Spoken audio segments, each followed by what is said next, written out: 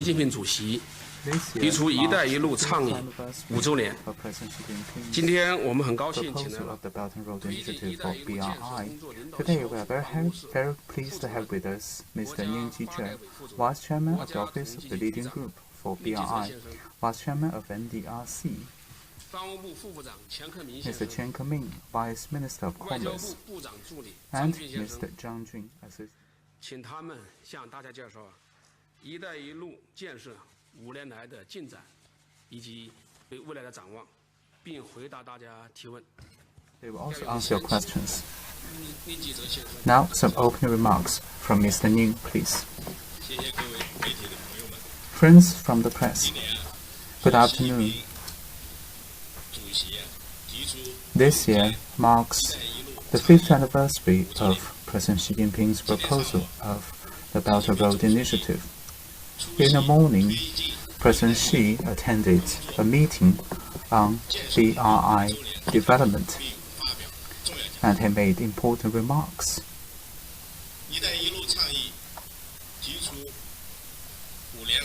Over the past 5 years, BRI has received active response and participation across the world. BRI has translated from a vision to real actions and has made major progress. First, it has increased strategic mutual trust and built international consensus. The BRI, as well as its core concept of extensive consultation, joint contribution, and shared benefits, have been written into UN documents. 103 countries and international organizations have signed 118 cooperation documents with China on BRI cooperation. In 2017, the first international Forum for Belt and Road Cooperation was held successfully in Beijing. Heads of state and government from 29 countries participated in it. More than 140 countries and more than 80 international organizations sent their representatives to the meeting. Out of the 279 outcomes, 265 have already been completed or become regular work. The remaining 14 are being advanced. The implementation rate has reached 95%. Second, we have focused on cooperation projects and set a good example for other projects. We have emphasized the 6 economic corridors, 6 networks, and key countries and ports, and we have made substantial progress in some landmark projects. For example, the China-Pakistan economic corridor is being advanced smoothly.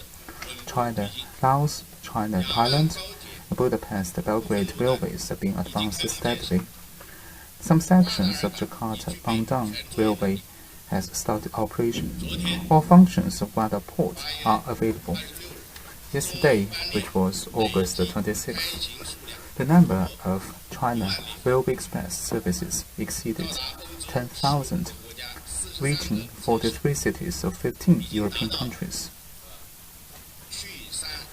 The China-bound services are now 2/3 of Europe-bound services, and the loaded container rate is as high as 85%. Third, BRI has promoted win-win cooperation and common development. By June this year,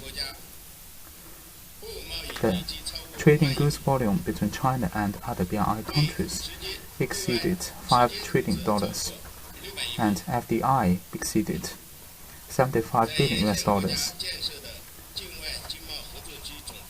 82 overseas economic and trade cooperation zones have been established, with a total investment of $28.9 billion.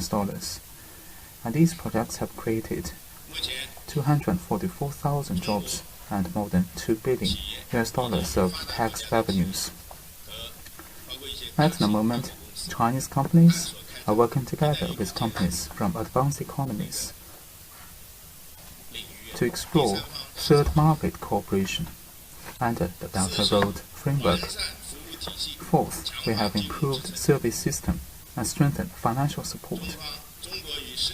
China and 17 other countries have endorsed the guidelines for BRI financing.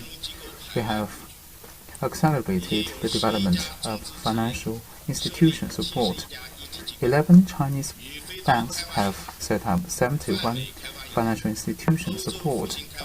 We have also worked together with AFDB, IDB, EBRC, and EBRD and other multilateral development banks for co-financing cooperation. We have also strengthened the prevention of legal risks, and we have launched the International Commercial Dispute Settlement Mechanism for BRI. Fifth, we have stayed open and inclusive and intensified education, technology, and cultural cooperation. We have adopted cooperation plans for education, technology, finance, energy, agriculture, inspection and quarantine, and standard connectivity, as well as special plans of cooperation in other fields.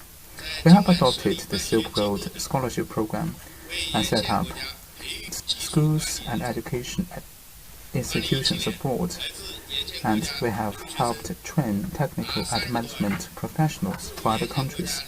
Last year, 317.2 thousand students from BRI countries studied in China, and 66.1 thousand Chinese students studied in those countries. In 2020, it is expected that the two-way tourist visits will exceed 85 million, and the tourism consumption will be about $110 billion. Facts of the past 5 years have shown that BRI developments are in line with the trend of the times and history.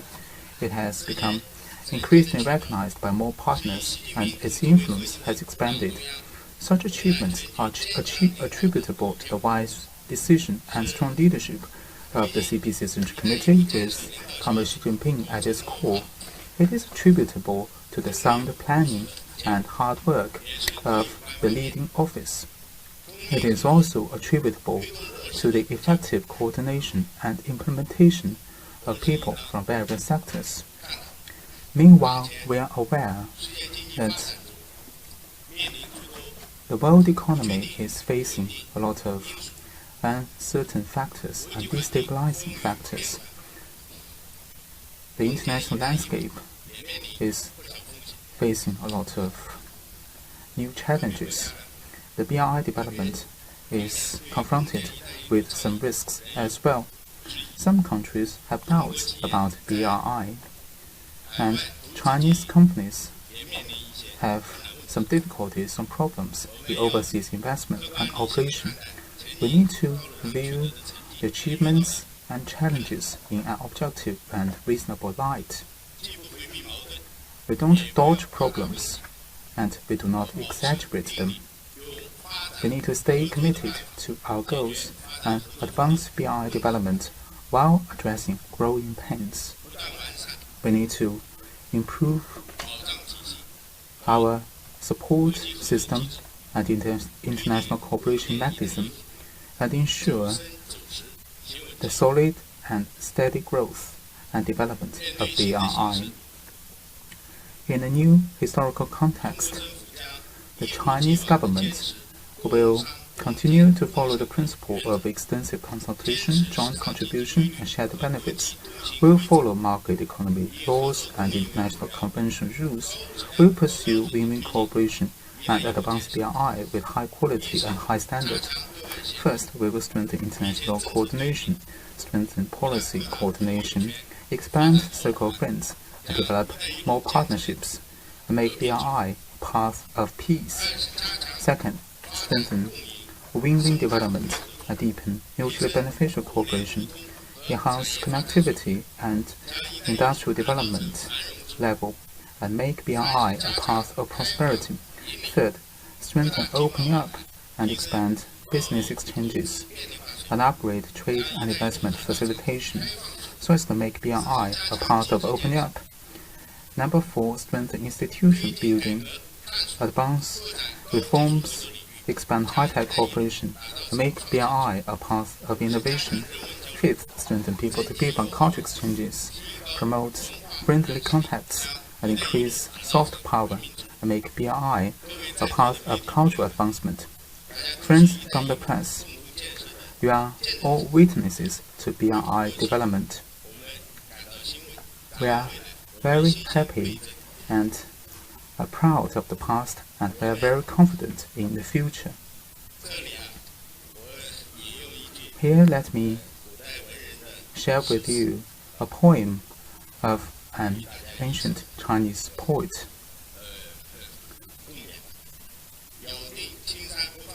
Which reads, "Bamboo roots cut deeply into mountain stone. No matter how hard the wind blows, they never let go." In fact, such a spirit of commitment and dedication is important to advancing BRI with the joint efforts of people from various sectors. And BRI will deliver great benefits to people across the world. Thank you. Thank you, Mr. Ning. Next, I will give the floor for Vice Minister Chen. Friends from the press, over the past 5 years since the Belt and Road Initiative was proposed, guided by Xi Jinping's thought on socialism with Chinese characteristics for a new era and the spirit of the 19th National Congress, the CPC, the Ministry of Commerce has firmly put into practice decisions and arrangements by the CPC Central Committee and pushed ahead with trade and economic cooperation and the BRI. Notable outcomes have been achieved in the following aspects. First, trade has expanded. We have enhanced trade facilitation by vigorously pushing for mutual opening up of markets. Trade structures have been improved to create new growth areas of foreign trade. We have leveraged the comprehensive exhibitions as platforms for hosting trade promotion activities. 5 years on, total trade between China and other BRI countries exceeds $5 trillion with an average annual growth rate of 1.1%. This has not come easily amidst the decrease of international trade. China is now the largest trading partner of 25 countries along the routes. Second, investment cooperation has deepened. We have strengthened support for relevant countries and encouraged companies to invest in BRI countries. 5 years on, Chinese direct investment in countries along BRI has accumulated to over $70 billion with an average annual growth rate of 7.2%. The contractual value of new projects signed by Chinese companies with Belt and Road countries totals more than $500 billion with an average annual growth rate of 19.2%. Meanwhile, China continues to widen access for foreign investment and create a high standard international business climate in order to attract investment from BRI countries. Third, major projects have taken shape. We have worked with relevant parties to advance infrastructure and production capacity cooperation projects. The Mombasa-Nairobi Railway was completed and open to traffic. The Addis Ababa-Djibouti Railway has started operation. The China-Thailand Railway and Budapest-Belgrade Railway both started construction. The second phase of the Hambantota Port was finished. The Gwadar Port resumed operation, and the China-Laos Railway and infrastructure projects and the China-Pakistan Economic Corridor make steady headways. Fourth, the construction of economic parks is advancing steadily.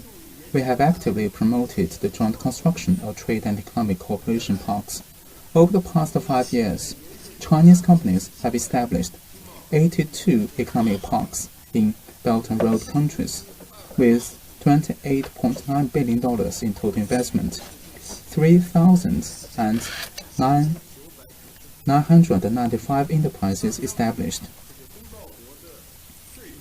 and tax revenues to host countries now exceed $2 billion and creating 24,000 jobs for local communities. Fifth, the development of free trade network continues to gain speed.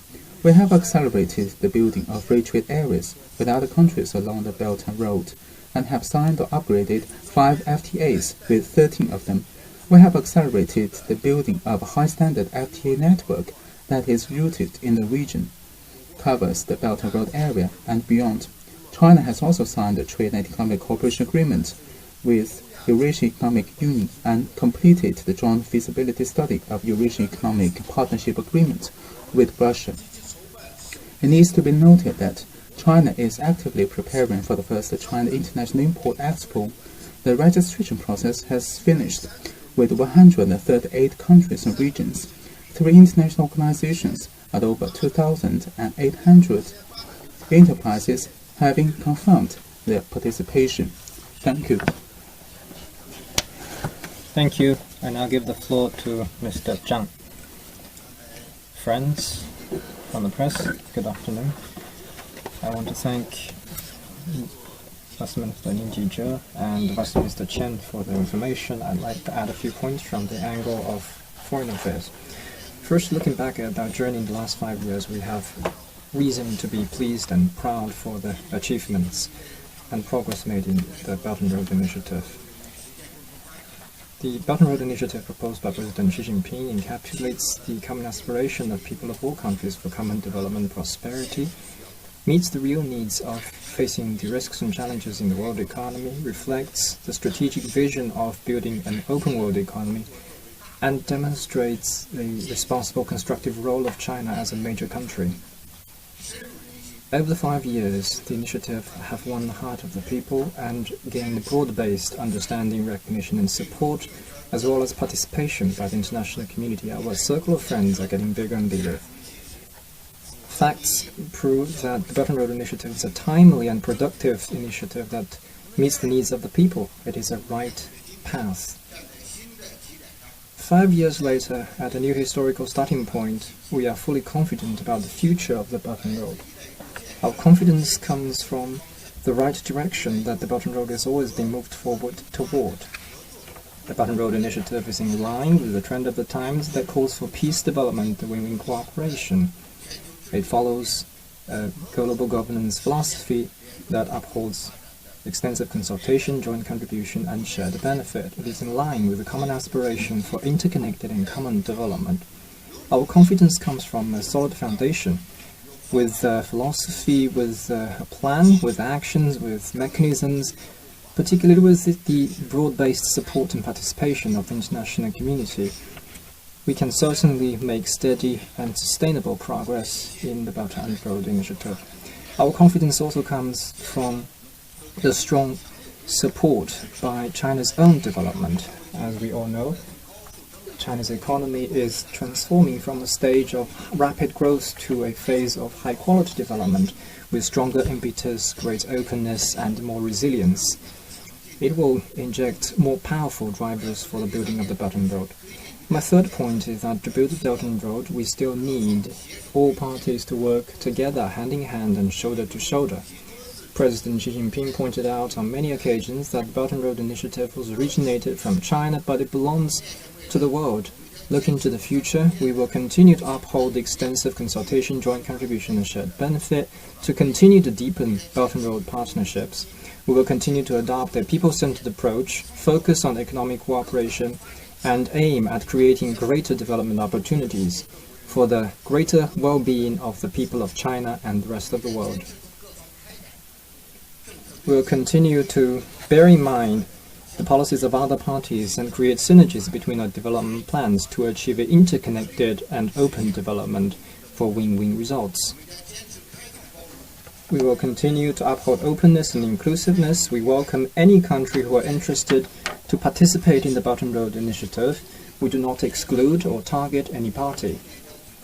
Next year, China will hold the second Belt and Road Forum for International Cooperation, and all parties are welcome to actively participate. We will also stay committed to high quality and high standards, respect the laws of different countries, follow international rules and standards and market principles. We will firmly uphold multilateralism and the rules-based multilateral trading system and oppose protectionism.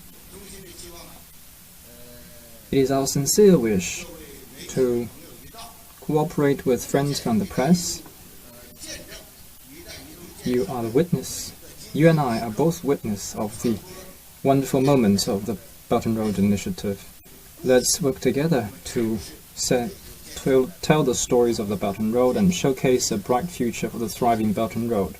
Thank you. The floor is now open for questions. Please identify affiliation before raising your question. Please. Thank you.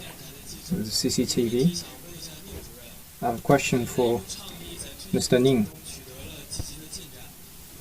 There are some positive progress we have seen in the Belt and Road Initiative, and we have a lot of attention from the international community, and many countries around the world want to have more opportunities of development from this initiative.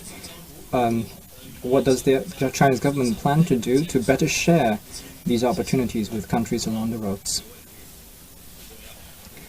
Thank you. That was a very important question. I'd like to answer this question from the following aspects. The Chinese economy itself is now the second largest economy in the world. China's economic growth now contributes to more than 30% of global growth. Now we are seeking cooperation with countries along the roads based on extensive consultation, joint contribution, and shared benefit. This is helpful to create great opportunities of common development. Of course, this is an overall response. And specifically, firstly, in the last few years, China and other countries along the roads have worked together to transform risks into opportunities and contributed to regional and world economic recovery. 10 years ago, as we all know, there was the outbreak of the financial crisis. 5 years ago, the deep-seated impact of this crisis still lingered. And in that context, the Belt and Road Initiative was proposed by President Xi Jinping. It was hoped that we can work with other countries to build projects, improve economies,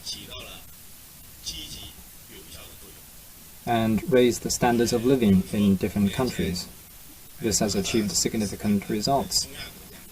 5 years ago, Kazakhstan and other Central Asian countries were in the conditions of heavy impact from external economies. Thanks to the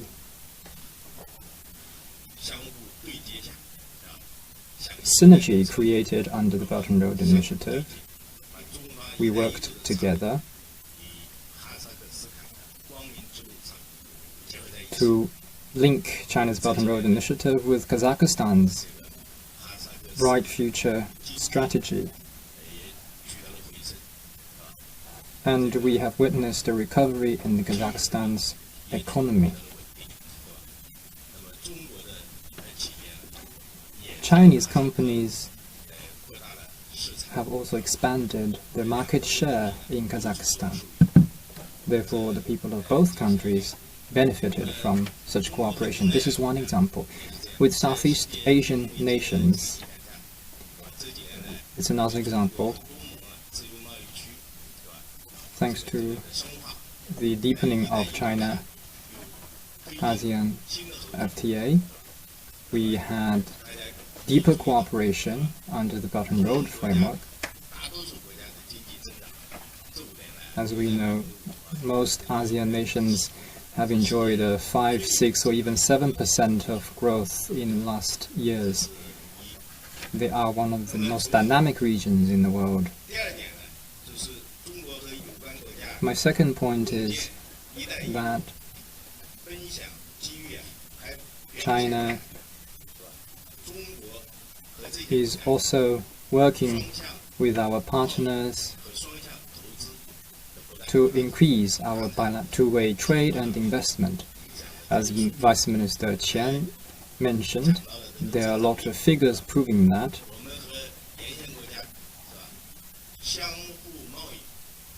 Our trade with our partners on the Belt and Road Initiative exceeded $5 trillion US, and the growth of the two-way trade is also faster than with other partners. Mutual investment between China and countries along the roads, I think, is close to $100 billion. Quite rapid growth. Therefore, the investment and people's travel that came along with it increased significantly. My third point is that we are also in need of stronger efforts to leverage our complementarity. We need to make better use of our respective strengths. As we know, the countries along the roads, or our partners at a larger scope, are mostly developing countries. But of course, we have developed countries in this region. We have emerging economies, we have oil-rich economies. They have their respective strengths. Some have a lot of capital, some have advanced managerial skills and technologies, some have huge markets and a great labor market. Working together to build the Belt and Road can make good use of our respective strengths and create greater synergy between all these elements, so that our opportunities will get bigger and everyone can share in it.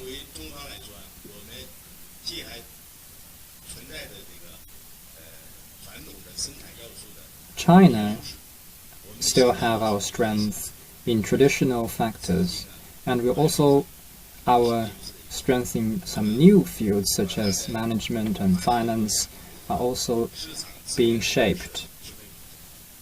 Therefore, developing countries have strength in resources, and developed economies have strength in technology and management. So we can engage in bilateral, trilateral, and multilateral cooperation to pool the strength of all parties along the Belt and Road to bring benefits in terms of economic development and people's livelihood. Thank you.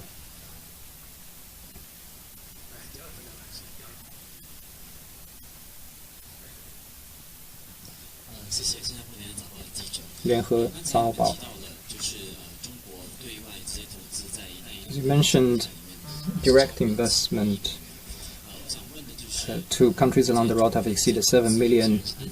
Some people are concerned that such large amount of investment could see inadequate return. How does China see the long-term return of such investment? Has it reached your expectation? And I want to learn about the contribution by countries along the roads. I heard that most of the projects were funded by loans, and your partners do not seem to have the ability to repay some of the loans, such as the East Coast Rail Line in Malaysia. So my question is, in the context of growing barriers to such projects, what experience have you accumulated, and how will you improve your way of cooperation under the Belt and Road framework? Actually, many questions from different angles. Well, let me begin by responding to the loan and debt issue. Well, we all know that funding is the basis of many of the economic development in many countries. At the taking off stage, funding is the fundamental element. several reports I have read. One of them is from Asia Development Bank, which says by 2030 we need $1.7 trillion every year for infrastructure, and so far we have $800 billion or so. So there is a big gap in funding for infrastructure. Another report says every year there needs to be 130 billion to 170 billion in Asia. But in Asia now we can have only 50% of the need are met. And in Africa there is a 2/3 gap. So funding plays a very important role in development in developing countries and in improving their people's livelihood. That's point number one. And number two, most of China's investment in these countries are in the field of infrastructure. So it's tangible. There are things there. We're not throwing away our money. There are railways, ports, and other tangible physical beings. These facilities and infrastructures will play a long-term and positive role in developing the economies in these countries. My point number three is that the return of infrastructure projects can only be seen in the long term, because most of these are they do have a great spillover benefit, but we don't necessarily see a return in the short term. And recently, commodity prices in the world are coming back slightly.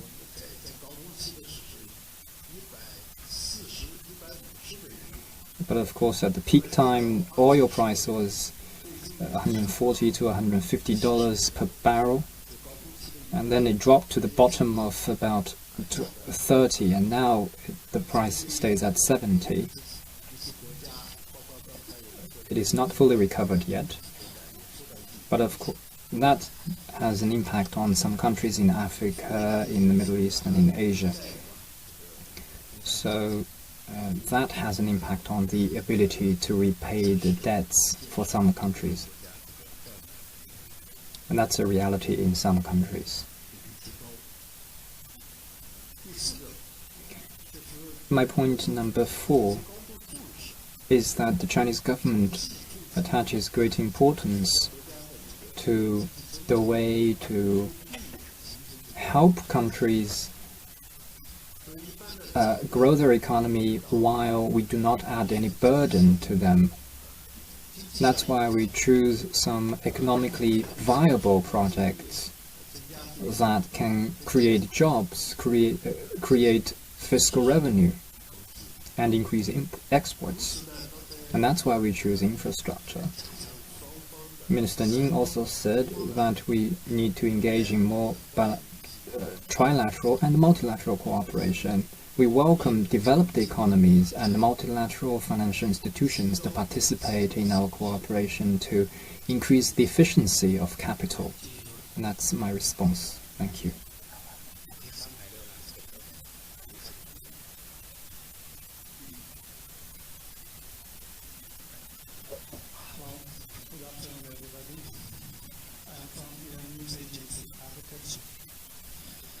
As you know, Iran is one of the most important countries on the whole simple and One Belt One Road project. What is China's plans to work with Iran in this area? Thank you so much. 下午好，我来自伊朗通讯社。我有一个问题，关于伊朗和中国的合作。伊朗是“一带一路”沿线上最重要的国家之一。请问中方计划如何同伊朗在“一带一路”的框架下展开合作。谢谢。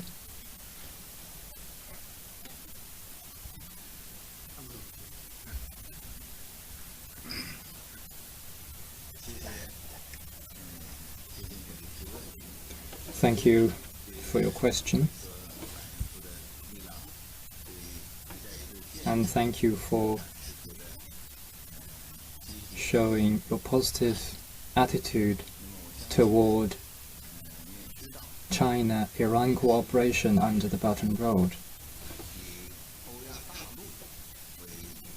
I think you understand that the Eurasian landmass is a priority for the Belt and Road initiative.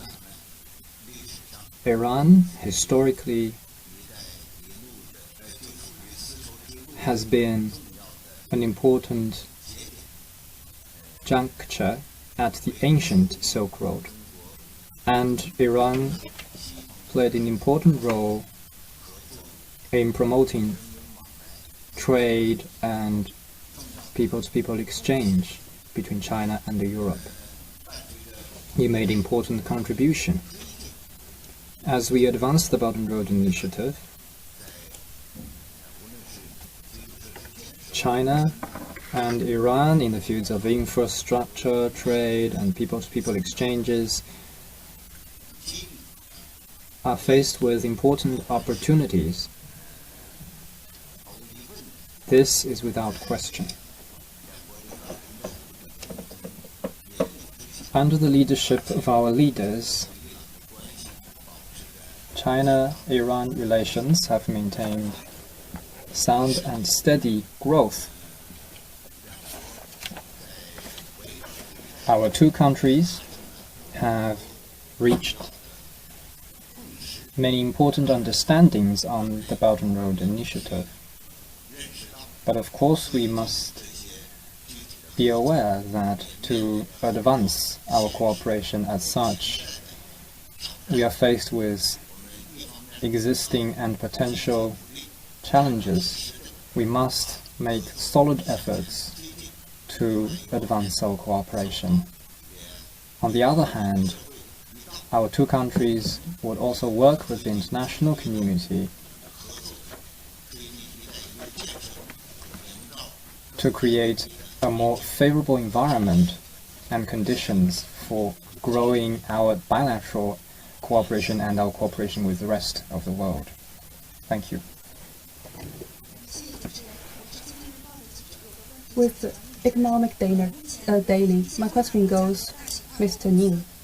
Now some developed countries and big transnational organizations or companies are interested in third-party cooperation with China. So what's China's take on that? The third-party market cooperation is very important, so you just raised a very good question. First of all, it is an open, inclusive, and practical international cooperation model. It also demonstrates the Belt and Road principle of wide consultation, joint contribution, and shared benefits. It will help Chinese businesses and foreign businesses, especially those from developed countries, to draw on each other's strength and inject new impetus for the third-party markets, so that the synergy generated will be bigger than the simple sum of parts. Second, China and some countries have already made progress with regard to our cooperation on third-party market cooperation. Since the beginning of this year, China has followed the principle of wide consultation, joint contribution, and shared benefits. And we actively advance third-party cooperation with relevant countries. Now, China has, together with France, Canada, Japan, Singapore, and the European Union, among other countries, as well as international organizations, signed documents on third-party cooperation. We have established a fund for third-party cooperation. For example, China's Silk Road Fund and the Investment and Development Bank of Europe have signed third-party cooperation documents.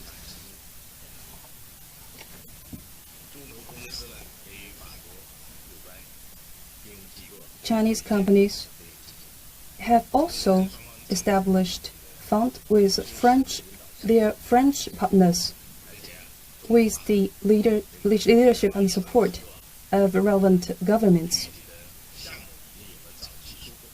We have already yielded early results or harvest from those projects. China's cooperation with the European Union have already produced specific projects. Besides China's major companies, for example, a Chinese company has had cooperation through third-party cooperation with Siemens from Germany. As you may know, during Premier Lee's visit to Japan, NDRC, MOFCOM, together with Japanese counterparts, signed an MOU on third-party cooperation.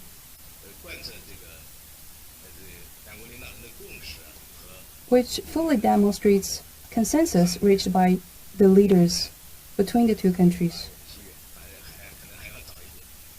In July or August, in Thailand, there was a China, Japan, and Thailand three-party cooperation seminar.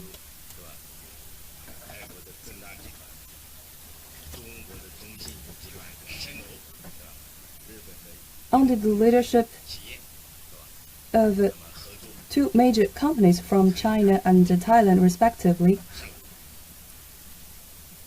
there's a bidding for projects. I will just name just a few of the projects. For example, the UK and other advanced countries and some other emerging market countries, they have expressed their desire to carry out third-party cooperation with China across the world in a wide range of areas.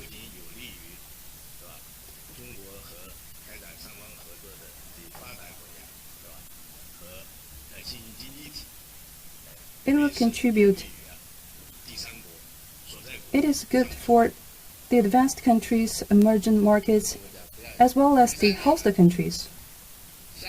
Third, going forward, China will continue to work with relevant countries and the businesses to expand the third-party cooperation scope and to continue to follow the principle of wide consultation, joint contribution, and shared benefits, and expand the market for investment and operation, and find new approaches to investment and cooperation. We will support businesses to expand the third-party market through joint bidding and joint investment, so that our strength could be shared and there will be win-win results.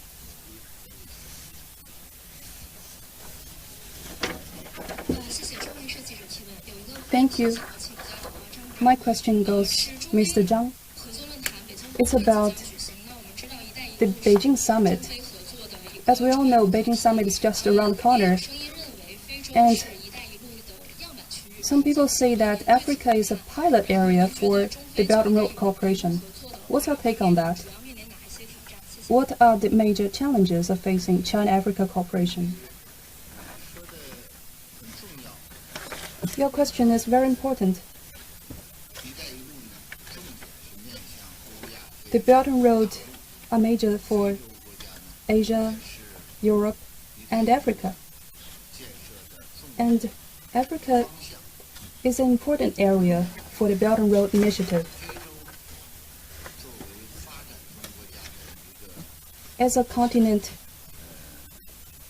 with most developing countries, it also faces challenges such as infrastructure, economic, and social progress. They're faced with daunting tasks.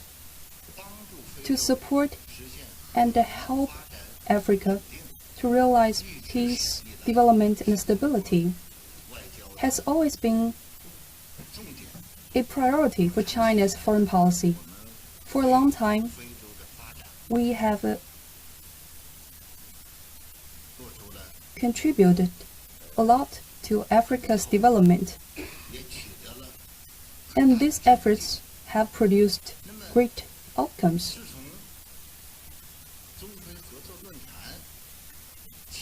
Ever since FOCAC was incepted, to continue help Africa to develop, especially after the Belt and Road Initiative was put forth, we are committed to injecting new impetus to Africa's development. This is also a priority area for FOCAC cooperation. This year, as you may know, FOCAC Beijing Summit is just around the corner. As agreed by China and Africa, to advance Belt and Road Initiative cooperation, especially to strengthen the synergy of China's development strategy, as well as the Agenda 2033, as well as the United Nations Agenda 2030 Agenda for Sustainable Development, will be a highlight for this year's Beijing Summit. Both sides are expecting a lot from the FOCAC Beijing Summit's outcomes. Maybe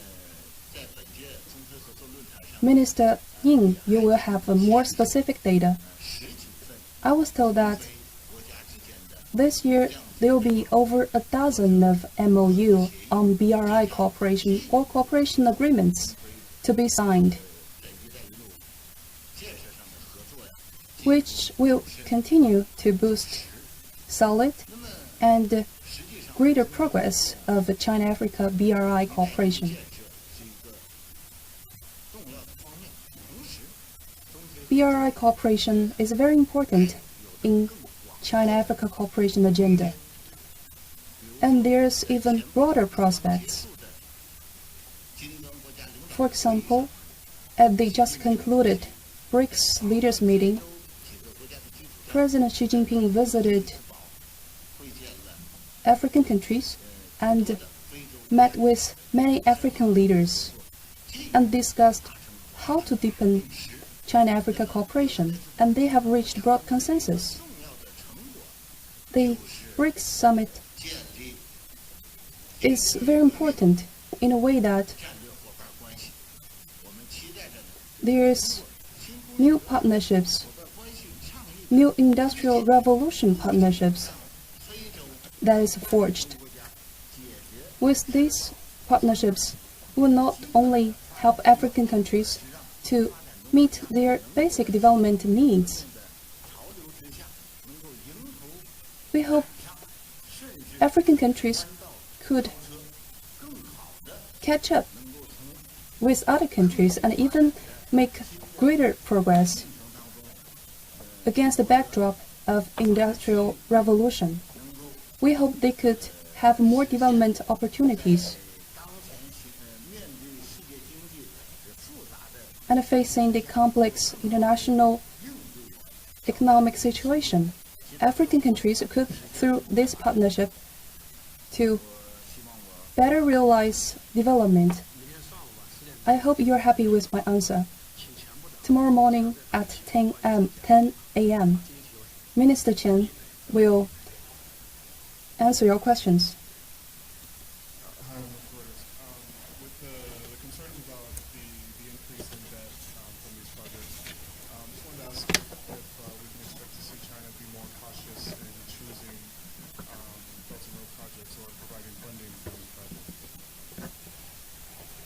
路透社记者，现在基于很多国家的债务水平较高的情况下，中国是否会在选择“一带一路”的项目上更加谨慎？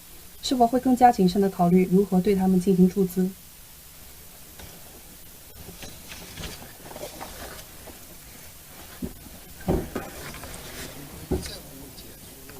Actually, I talked about that just now.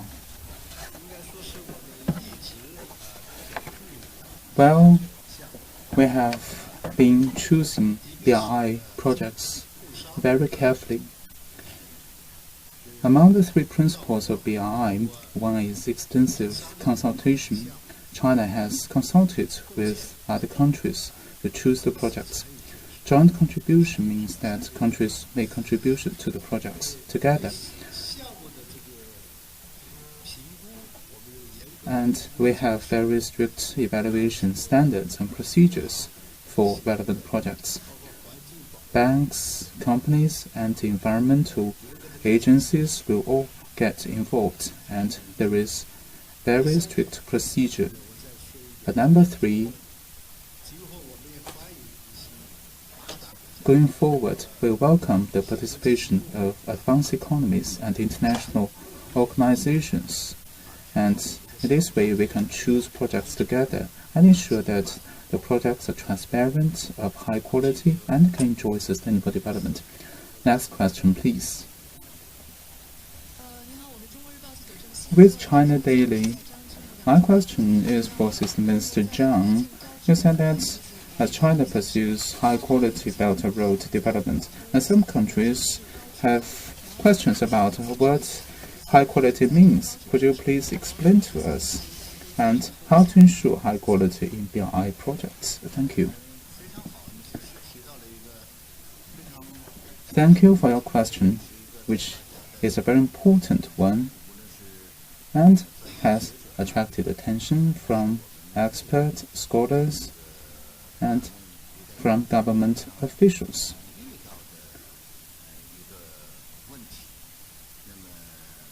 And to answer your question, let me say this.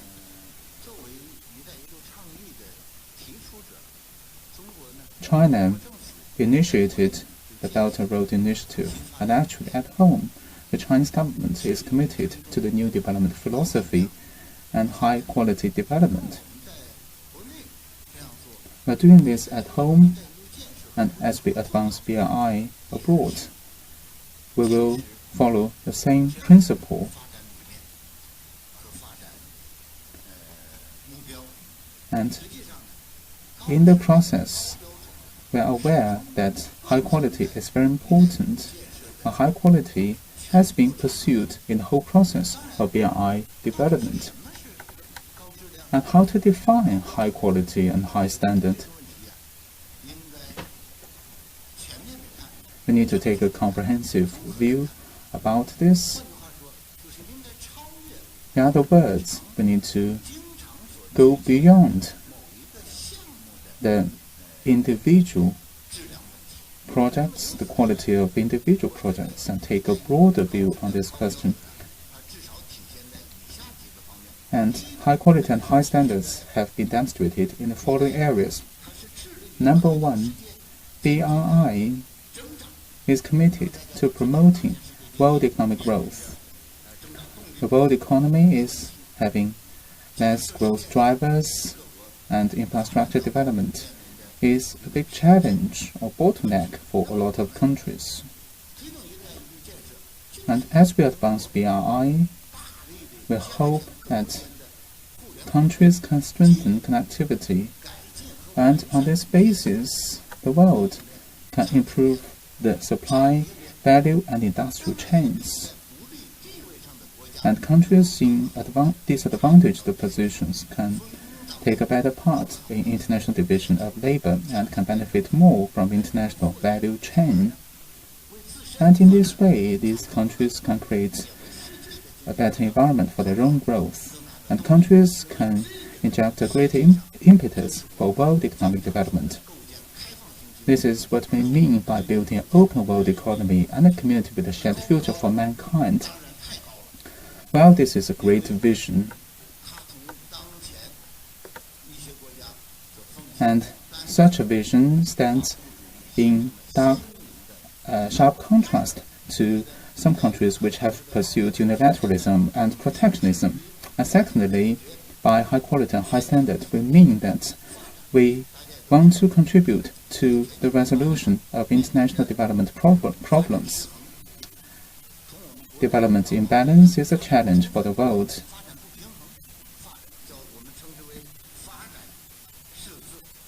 Or development deficit, as we put it. How to address such a deficit or challenge? In China, we are pursuing people-centered approach, and as we pursue BRI, we are still pursuing a people-centered approach. We hope that through BRI cooperation, we can help improve economic and social development of relevant countries and improve their well-being. So this is a very important task for us. China has signed BRI cooperation document with the UN.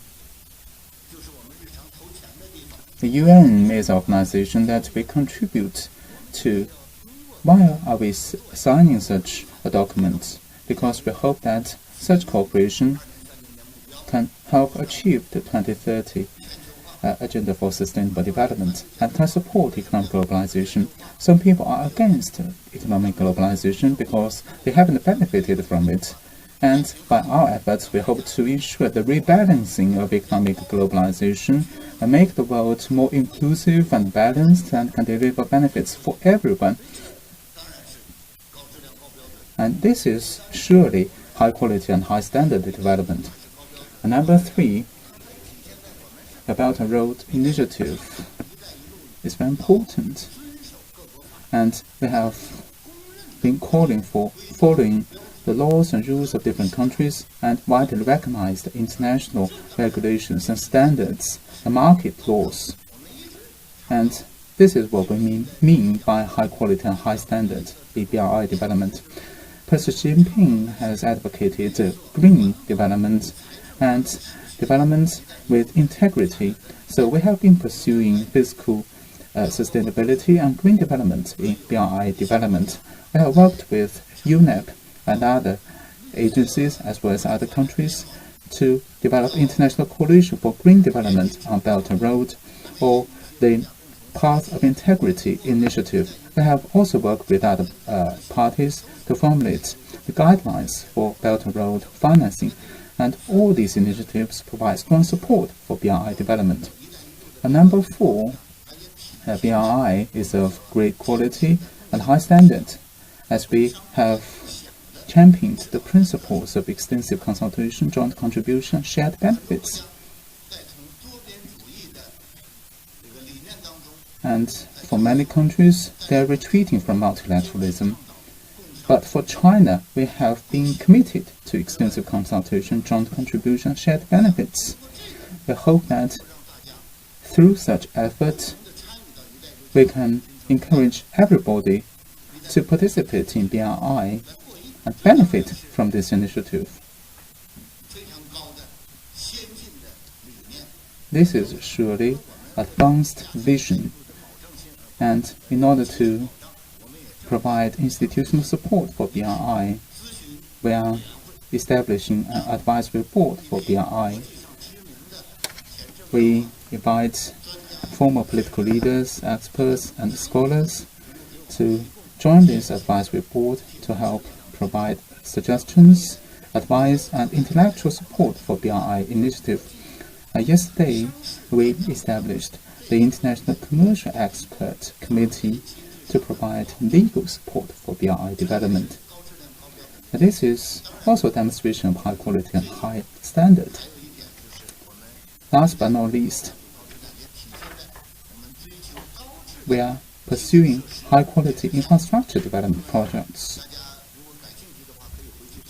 And you can go back and check that in 2016 we adopted a G20 leaders statement, including one provision which was championed by China, that is, countries pursue high quality connectivity, which is aimed at ensuring high quality of infrastructure development.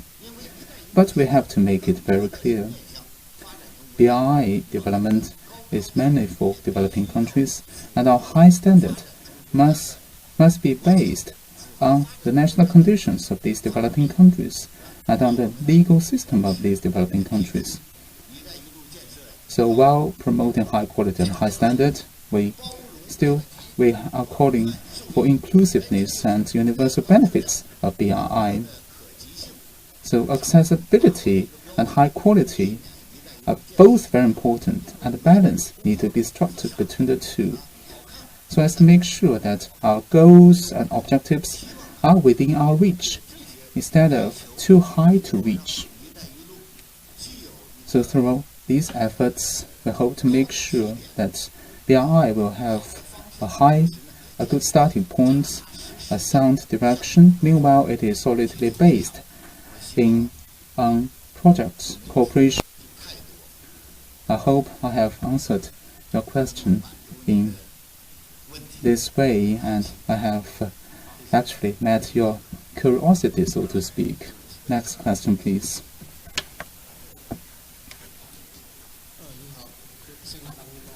Mr. Gong Pao, Wenhui Pao. You said that some countries still have some doubts about BRI, and some foreign media recently pointed out that BRI has created a debt trap for some countries. China has ignored the indebtedness of some countries and repayment ability, and China has helped increase the debt burden for these countries. What is your response to such claims? Thank you.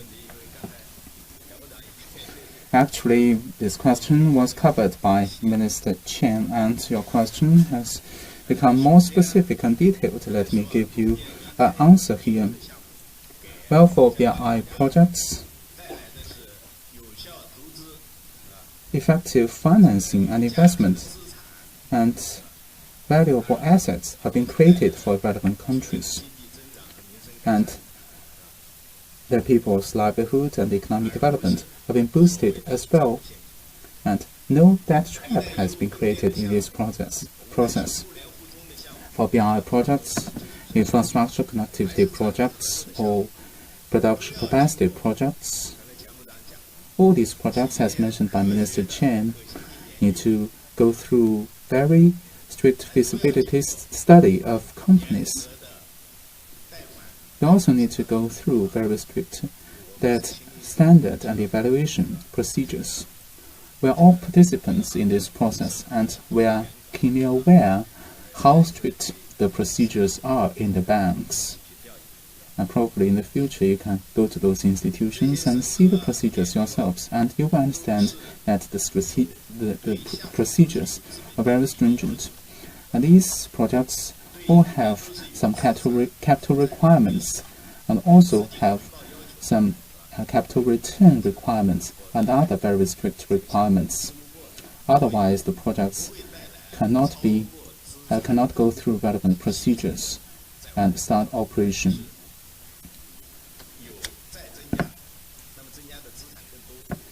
Well, probably there will be some debt, but actually capital increases more.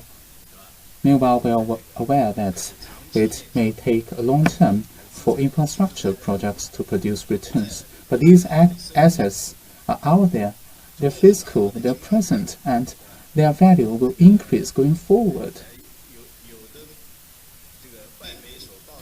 Some foreign media claim that the debt problem of some countries are linked with BRI projects, but actually there is no such link. Actually, some countries were in big debt in the past, before the inception of the BRI. And for other countries, they are in big debt, but actually they are indebted to other countries and international financial institutions. They have borrowed a lot from others instead of China. The Chinese companies only started to go to other countries and make investment abroad not long ago, and China is not the biggest creditor for many countries. Well, this is the first point. The second point is that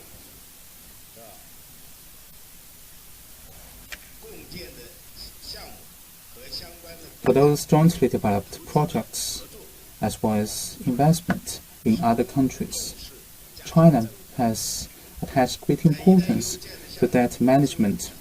In terms of the financing and investment of BRI projects, China has taken account of the effectiveness of the investment, capital returns, and avoid creating new debt risks for these borrowing countries. And Chinese banks, before providing loans for projects, will carry out very strict calculation about the indebtedness and debt repayment ability of those borrowers, and after giving the debt, they will continue to monitor the sovereign risks of relevant countries. For example, National Development Bank has established the National Sovereign Credit Rating System as well as National Risk Quota Management System. ICBC, Sinosure, and other institutions have also established the relevant evaluation and monitoring and management systems.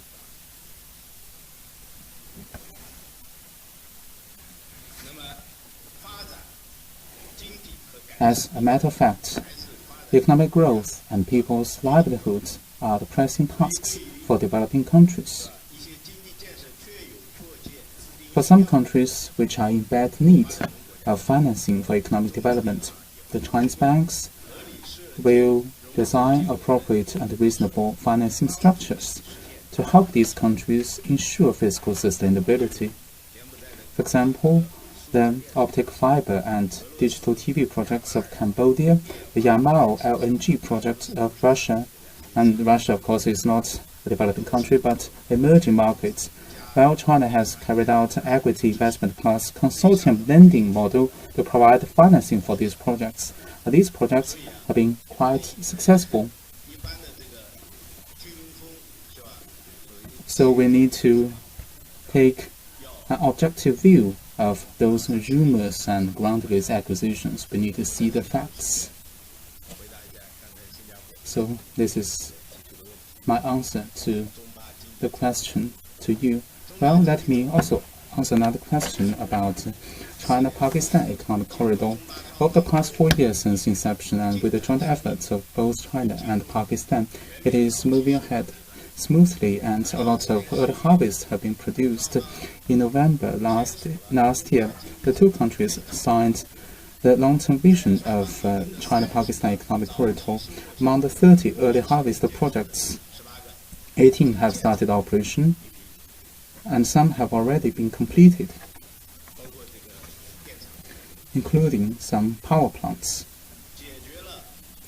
And these projects have addressed some long-standing problems in Pakistan, particularly electricity supply in Pakistan. Well, this economic corridor is wide-ranging. It also covers transport, production capacity, cooperation, and ports development. I will not list them one by one. The new Pakistani leader has made it very clear that this economic corridor is not a project for one political party or some groups of people in Pakistan. Actually, it is a project supported by the Pakistani people, and these Pakistani people support such project with the Chinese people, and with such strong support, this project will certainly be very successful. And the journalists also talk about the East Coast Rail Link in Malaysia.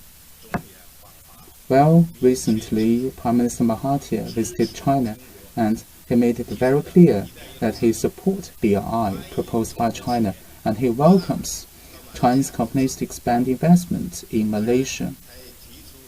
He also mentioned that due to some fiscal restraints, he hopes that China will help address relevant fiscal problems in Malaysia.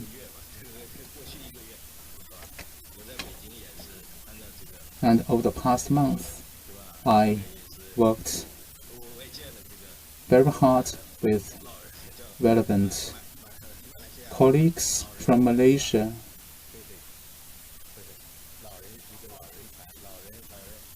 Well, there is a delegation of elders from Malaysia. I had a meeting with them.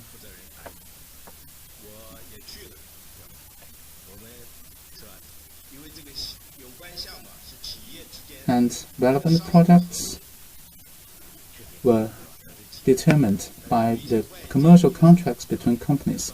And due to some external factors, the two sides need to sit down together and address problems through negotiation. And this is a work in progress. Next question, please.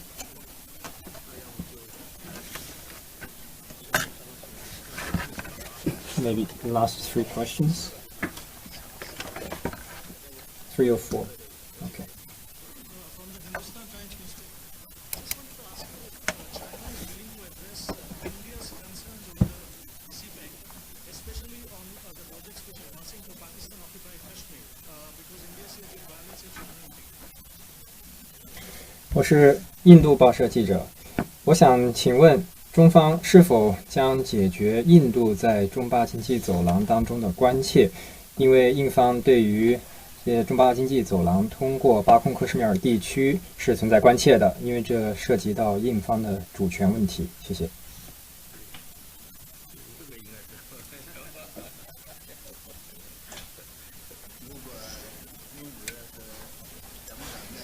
Well, of course, if Minister Ying and Minister Chen would like to answer, I would like to hand this over to you.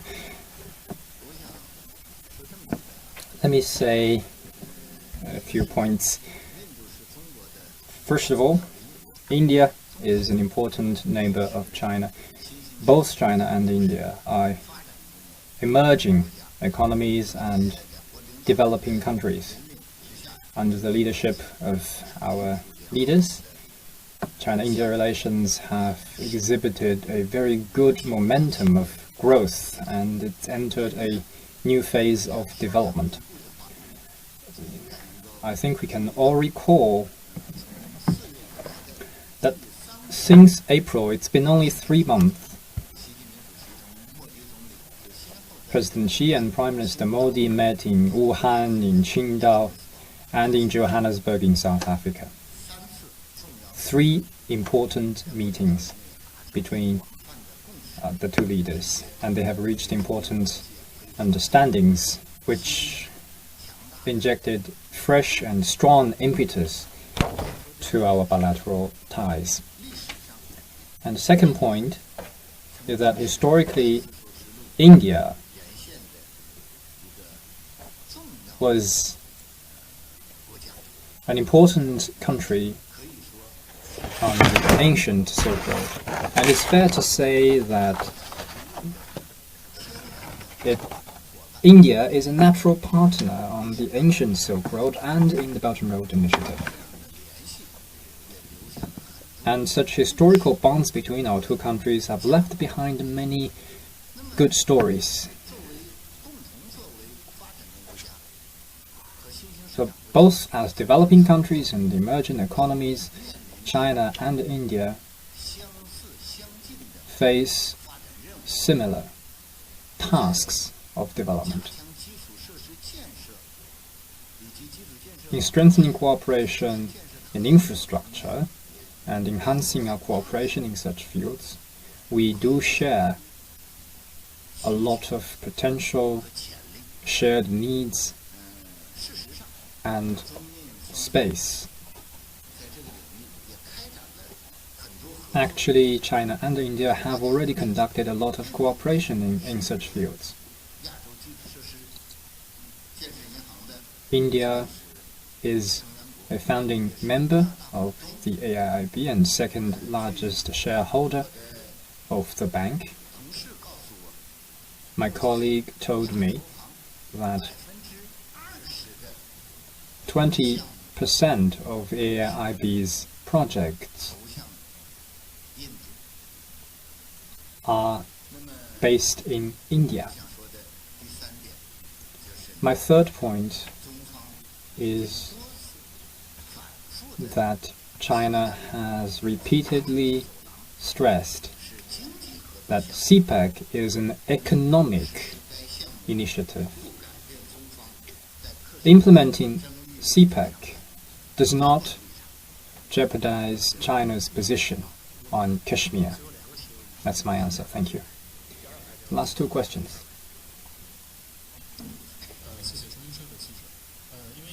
China News Agency. There is a view that in view of the changing circumstances in the international trading system, the Belt and Road Initiative may be faced with greater barriers. My question is, what is the plan of the Ministry of Commerce to advance Belt and Road in such an environment? Thank you.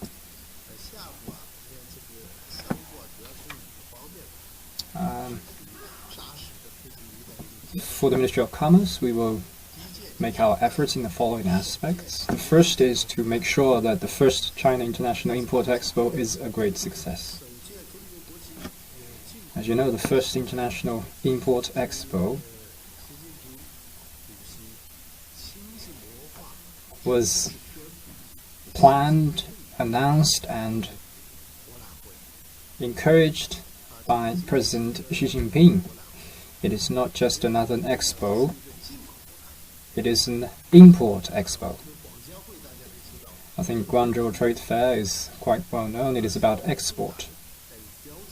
It is this one, the import expo, is a hallmark expo. We plan to make it a platform for countries to demonstrate their achievements and engage in international trade. It will be an open platform, and it will be an international public good for promoting Belt and Road cooperation and advancing economic globalization. It is also a landmark project for China to implement the new development philosophy and advance a new round of high standard opening up. And I hope we can draw your attention to it. And second effort is to find new ways of cooperation in terms of trade and investment. And Mr. Ning just mentioned that along the routes of the Belt and Road, we will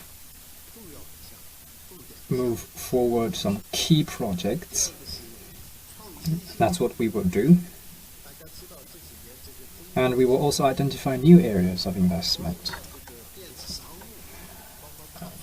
Fields like e-commerce, big data, cloud computing, and artificial intelligence. We call it Silk Road e-commerce. We will work very hard to promote that. Now the high and new techs keep emerging, such as big data and cloud computing. We will try and include them in the Belt and Road Initiative. And the third area is to speed up the building of opening up platforms. We are building free trade ports, such as Hainan free trade ports, and we will further lift the standard of border economic cooperation zones. The fourth area is to promote regional economic integration, including regional and sub-regional integration. We would like to work with countries and regions who are interested to jointly build high-standard free trade areas to foster a big Belt and Road market. The fifth area is within China. We will work hard to implement the measures announced by President Xi Jinping in terms of opening up, particularly to comprehensively implement the pre-establishment national treatment plus a negative list management system. We will strengthen the protection of IPR, implement the trade facilitation agreement of the World Trade Organization, and deepen customs clearance cooperation with countries along the Belt and Road. That's my response. Last question.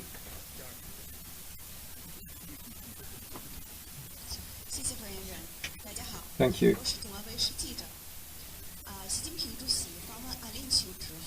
After President Xi Jinping's visit to the UAE, China's cultural exchanges with the UAE and other Arab countries, do you have any plans for that? China and the UAE.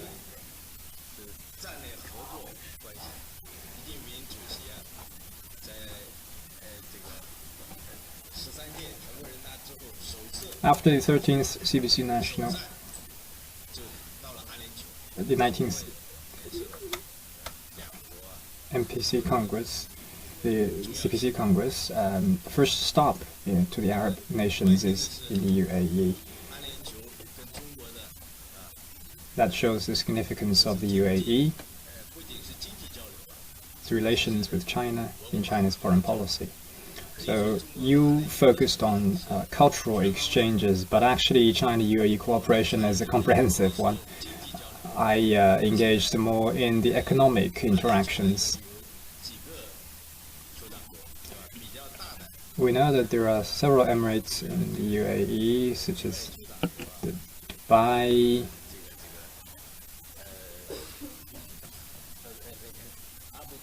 Abu Dhabi, which is the biggest one, which all have very close cooperative ties with China. Many Chinese tourists have visited the UAE, and in Abu Dhabi, the Khalifa port was participated by China Shipping Corporation. They have very good cooperation with the UAE counterparts. The port is soon to become a hub port in the Middle East for COSCO. And the production capacity cooperation parks in the UAE was constructed by the development reform authorities of Jiangsu province. They also have very good cooperation with their UAE counterparts in terms of tourism and culture.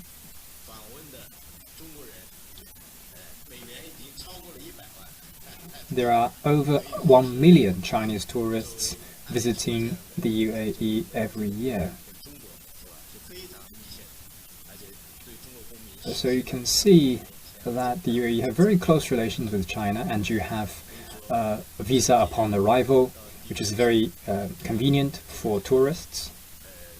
Many Chinese spend their Spring Festival in the UAE. In other fields of cultural cooperation, the UAE has introduced some cultural elements from other parts of the world, and you are soon to hold an expo, a World Expo. And I'm confident that there will be more Chinese and people from other countries to visit the UAE and increase the understandings.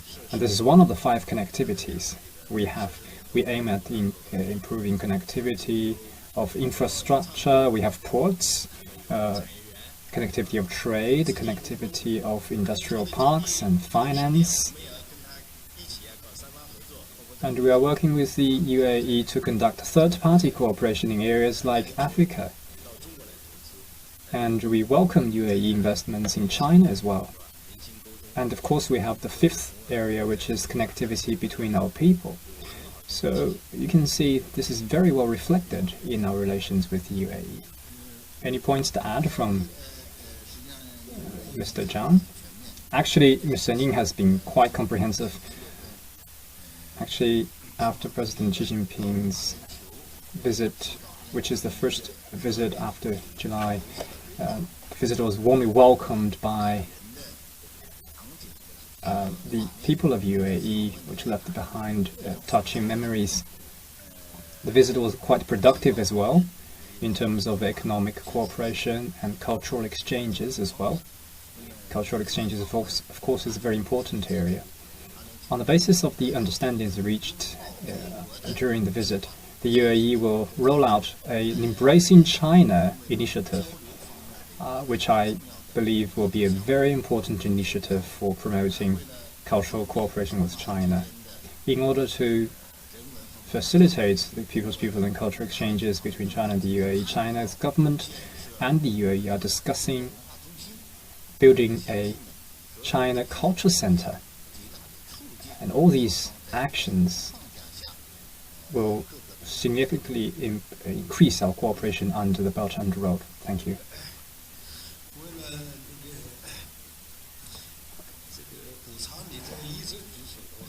Well, you've been raising your hand for so many times. Perhaps there's one last question. Well, let me add another point. I think another important field of cooperation is in innovation. I led a delegation to the UAE recently, and we saw that you have a special innovation fund. And in front of a building there is the 3D printing office. I don't know if you know the place I'm talking about. They have many creative ideas. A lot of Chinese universities have cooperation programs with them. I think in the future innovation can be a field of cooperation. So that concludes the press conference today. Thank you for coming.